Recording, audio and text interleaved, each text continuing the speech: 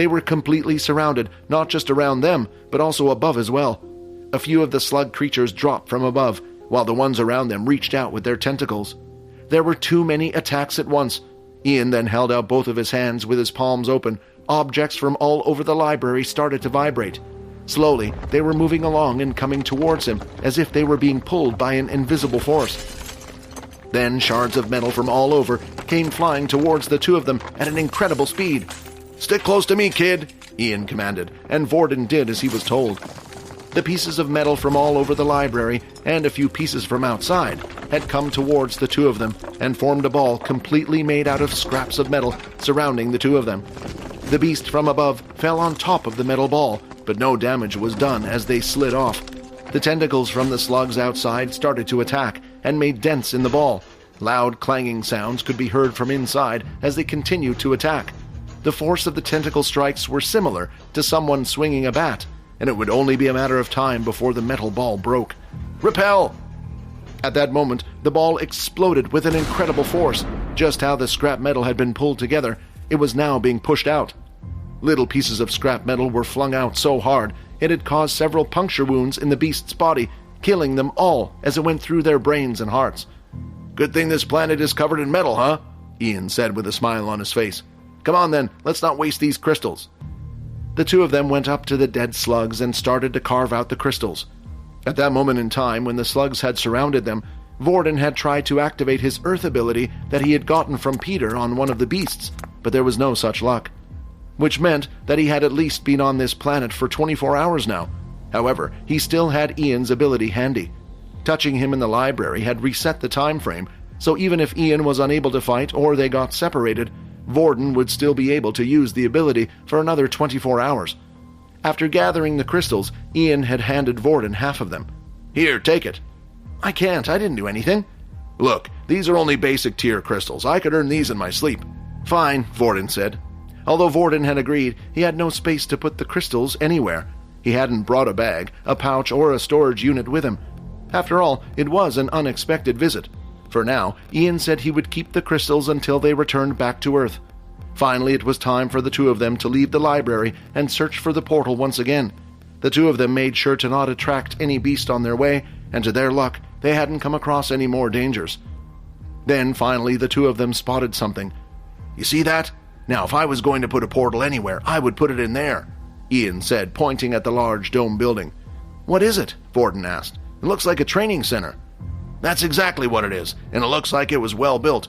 The beasts around here haven't even been able to scratch it, and it's big enough to build a secret base underneath." The two of them continued walking forward with their next destination in sight, the training center. Just outside the large dome-like building, Vorden and Ian were preparing to enter. The front of the dome was an open field, filled with all sorts of junk. It looked like a battle had taken place outside. They carefully made their way along the field of broken rubbish and mechs, keeping cover while inching their way closer and closer to the entrance. After looking left and right for any beasts nearby, and seeing that there were none there, they decided to make a dash for it. As they ran forward, they reached the hall and moved towards the door, but stopped just outside as something had caught their eye. Ian bent down to have a closer look at something lying on the ground. More dead Rattaclaws, another group of them even. Ian then dipped his finger into the black blood. Even though it was slightly dry, it seemed pretty new. "It doesn't look like they have been dead for long. Looks like someone's already in there." Vorden didn't want to say anything, but he was hoping that it was Quinn.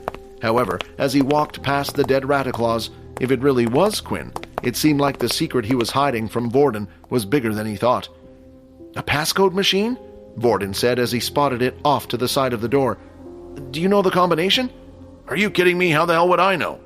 Ian then held out both of his hands as he looked at the door. He started to concentrate. After a while, Vorden could see a vein bulging on top of Ian's head. "Damn this door, it's so strong!" Ian continued to use his powers, but the door was tightly shut and wasn't going to be so easy to break. But then, slowly, the door started creaking, and the locks behind the door started to bend. But the sound of the metal door being pulled apart had attracted some unwanted attention. 3 Rattaclaws started sneaking around, following the sound until they spotted the 2 humans by the entrance. "Ian, you better hurry up!" "Just deal with the rats yourself!" Ian shouted. As Ian put more strength into opening the door, part of the door started to bend. but as it started bending, the loud clanging only attracted more unwanted attention. Soon, another 4 Rattaclaws joined. "There's too many!" Vorden then quickly turned to the door and held his hands out as well. "What are you doing? At least hold your back or something," Ian said. But suddenly, the door was easier to move than before. It was much more responsive. As Ian looked at Vorden, he could see he too was visibly sweating. It couldn't be? With the two of them using their powers, they were finally able to tear the door apart, creating a hole just large enough for them to get through. They quickly ran forward and jumped through the small gap. Now inside the building, they turned back around and held out their hands once again, focusing all of their power. The Rattaclaw closest to the entrance leapt forward, and its head had just managed to get through the hole. "Close, damn it!" Vorden shouted. Just then, the door bent back, sealing the hole and slicing Rattaclaw's head off. A loud thump was heard as it hit the floor and slowly rolled away. The two of them, now inside and with the door shut, noticed something. It was incredibly dark inside the training center. There were a few small white LED lights that were placed on the floor up against the wall, but other than that, the lights above were completely out. As Ian took a step forward, he could hear the sound of glass cracking. "Now why would someone go to the trouble to take out all the lights?" Ian said. "These places are built to last hundreds of years with the power they have, and the outside looked like it was untouched. Maybe it was a person who came in before us." "Maybe. Here, take this," Ian said, as he chucked over a small pebble-like item. Vorden noticed that it was the same item that he had used when they made their temporary shelter in the library. As Vorden tapped it once, a small orange glow emitted from the stone and surrounded him. "What about you?" Ian then pulled out another stone, tapping it before putting it on his waist. "Now, are you going to tell me about what just happened, or are you going to keep that secret as well?" Vorden let out a little nervous laugh. "No secrets. My ability allows me to copy other abilities. I copied it when I saw you use it at the library." Vorden had no reason to lie to the man. He already knew he could use the same ability, and what were the chances that Vorden had the same rare ability as the man? However, Vorden wasn't going to reveal the fact that he needed to touch the man to copy his abilities. That part he would keep to himself. That's kind of cool. I wish I could do something like that," Ian said. "Come on, let's go." Vorden was surprised by the man's actions. He thought he might yell or complain that he had done something without his permission, but this was something that he hadn't experienced before. The two of them continued to walk along the dark hall. For now, there was only one direction they could go, and the LED lights helped lead them the right way. "Psst! Hey, Vorden, this is your last chance. Switch with me now," Rayton said. "If the portal's in here, I can save you the hard work and kill him straight away. Buzz off, will you?" "Fine, but that was your last chance." The two of them had finally arrived at the reception room.